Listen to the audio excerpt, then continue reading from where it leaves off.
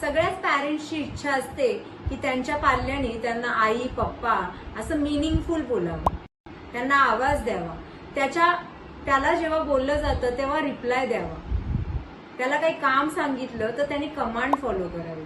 पण जर आपला मुलगा आपल्या डोळ्यामध्ये बघून किंवा आय कॉन्टॅक्ट देत नसेल तर खरंच एक चिंतेची बाब असते. प्रत्येक पालकाचं म्हणणं असतं की आपल्या मुलाने आपलं ऐकावं, त्यासाठी ते जीवाचं रान करायला तयार होतं. मग सर्वप्रथम आपल्याला स्पीच थेरपी घ्यावा असा डोक्यात विचार येतो. पण त्यापूर्वीही काही माइलस्टोन अचीव्ह करायचे असतात, त्याबद्दल मी आज तुम्हाला सांगणार आहे. खरं तर जेव्हा एखादा मुलगा बोलत नाहीये तर त्याच्या 2 चाचण्या करणं फार आवश्यक असतं. एक तर त्याला ऐकायला येतंय का ते पाहायचं, आणि दुसरं त्याला टंग टाय आहे का ते पाहायचं. ऐकायला येत नसेल तर मग तो कसा काय उत्तर देऊ शकेल, तो कसा काय आपल्या प्रश्नांना रिप्लाय देऊ शकेल, तो कसा काय त्याच्या नेमला रिस्पॉन्ड करेल. आणि जर त्याची टंग टाय असेल तर तो बोलूच शकणार नाही. म्हणजे कितीही तो प्रयत्न केला तरी त्याच्या मुखातनं शब्द येणारच नाहीयेत.